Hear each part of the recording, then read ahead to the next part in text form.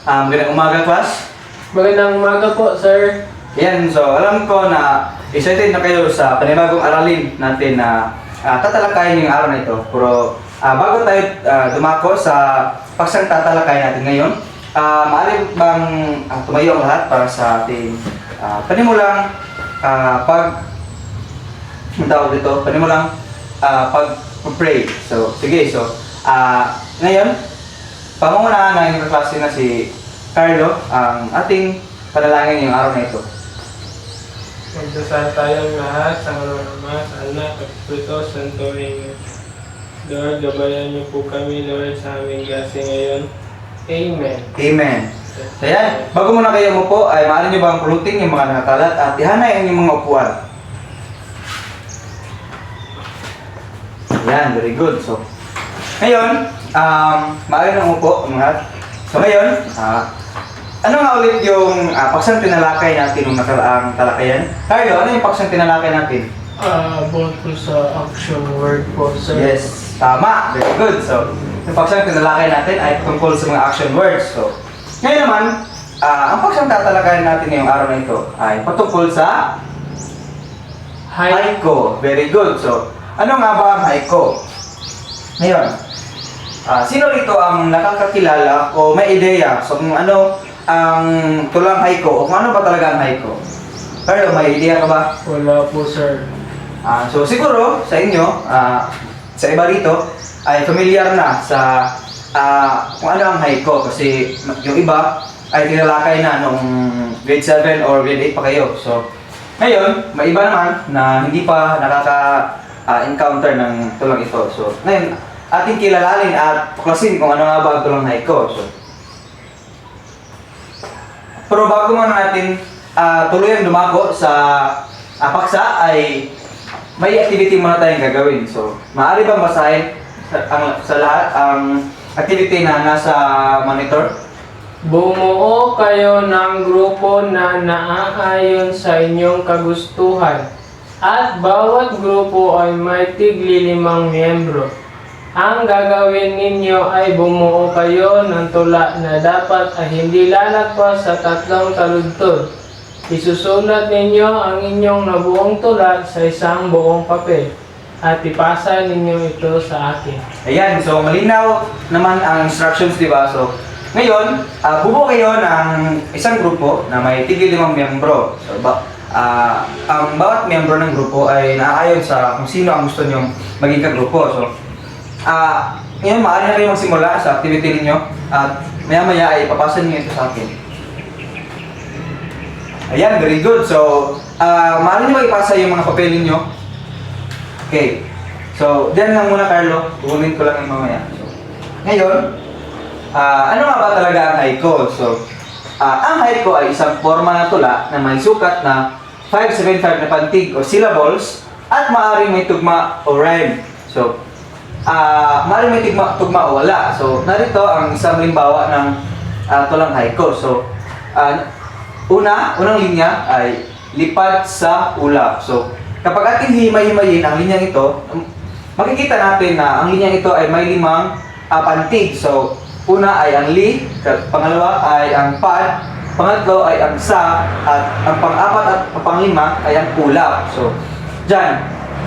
Ang pangalawang linya naman ay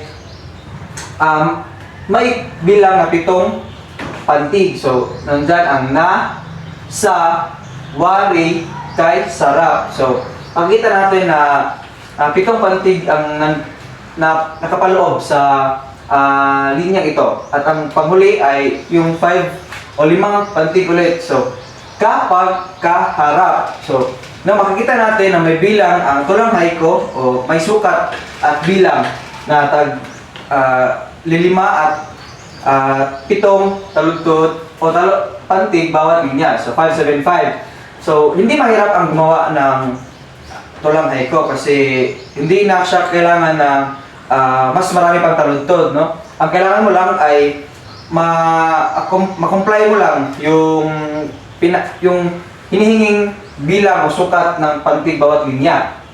So ngayon, marahil may tatanong nyo kung saan nanggaling ang tulang haiku o kung sino ang ama ng tulang haiku. So, narito.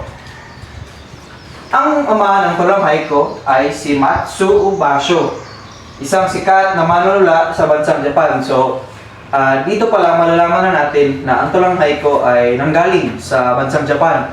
No, hindi siya nanggaling sa mga bansa dito sa Asia, kundi mas nairal o mas anong tawag dito, mas naantig yung mga puso ng mga Hapones na gumawa ng tulang ito kasi doon nanggaling ang tulang haiko. Kagaya rin ang tulang tangka.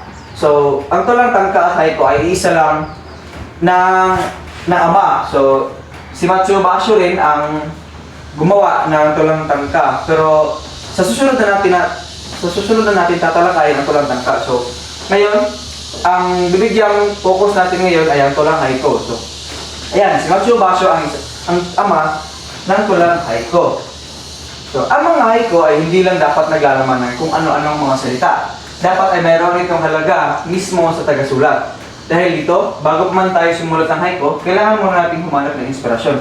No, sa pagsusulat ng haiko class, hindi kinakailangan na basta-basta lang tayo magsulat. No, kinakailangan din na, although maliit lang ang sukat ng tulang haiko, kinakailangan din itong pagtuunan ng pansin, no, pagkuha ng inspirasyon para sa mas makabuluhan na paksa sa paggagawa natin ng tulang haiko.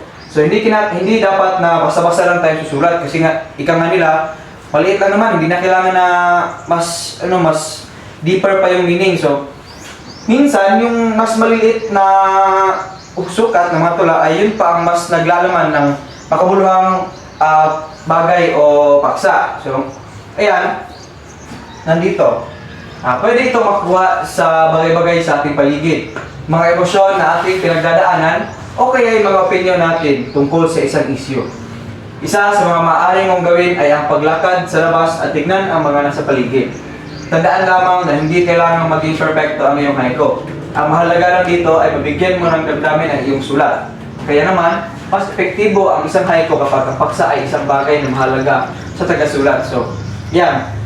No, hindi mahirap ang maghanap kung ano ang magiging inspirasyon mo sa pagsusulat mo ng haiko. No, maaari kang lumabas dyan, pagmasdan mo ang kapaligiran, at maaari kang makakuha ng magiging inspirasyon mo sa pagsusulat. At kinakailangan din na may connection o konektado sa damdamin ng manunulat o may akda, piyesa kanyang isusulat. Kasi mas mararamdaman ang mambabasa kung may laman din ang tulang kanyang binabasa. Ngayon, narito ang ilan sa mga halimbawa ng tulang haiko. So, Carla, maaari bang basahin ang dalawang halimbawa ng haiko? Hindi bulag at ang moving on. Hindi bulag. Ang puso't dibdib, malagkit kung tumitig kung umiibig. Moving on.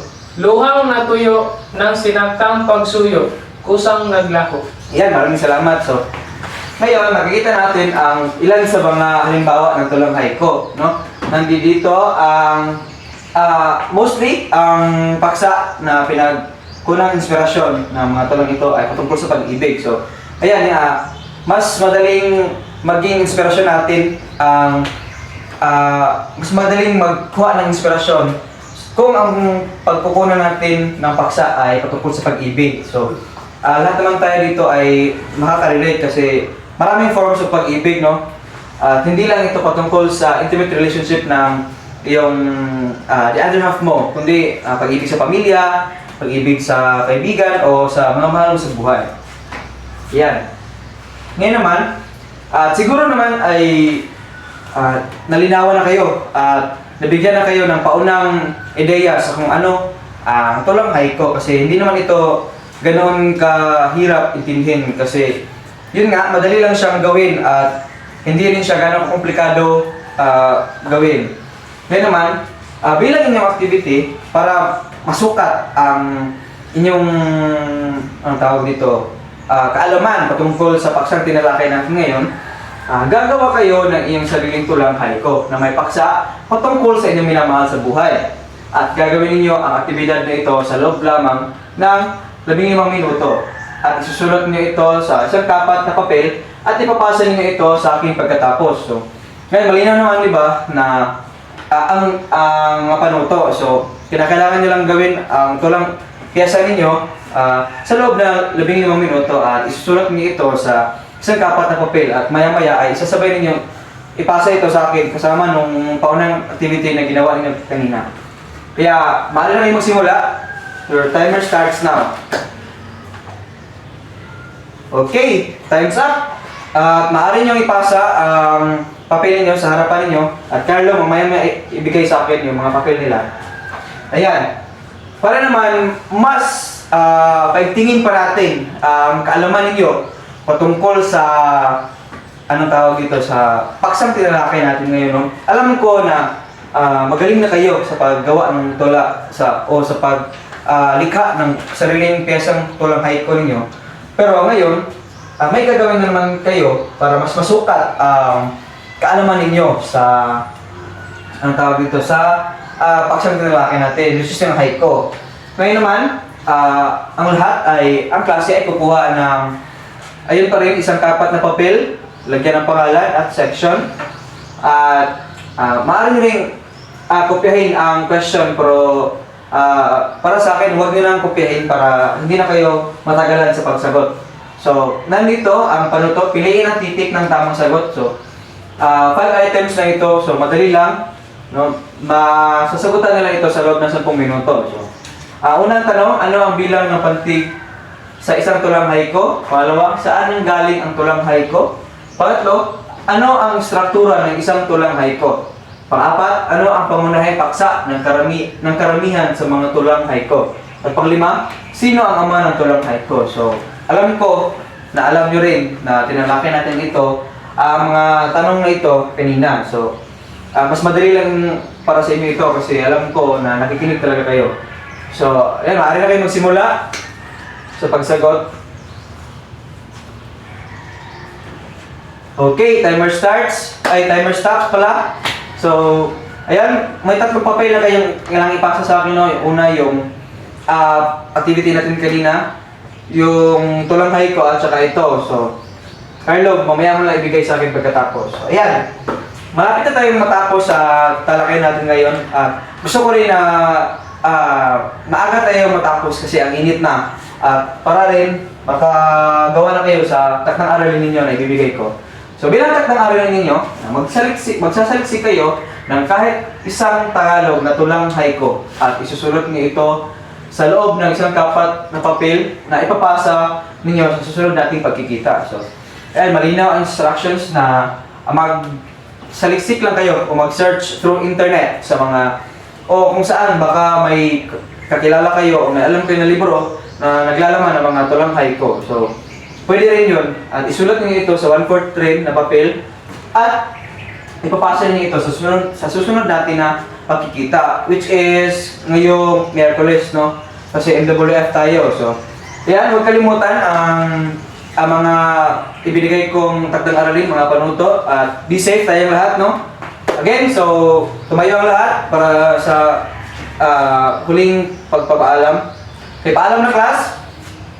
Paalam na po, sir. Okay, very good. So, kita-kits tayo sa susunod natin na pagkikita at maging safe kayo sa mga lakad ninyo. Paalam! Thank you, sir.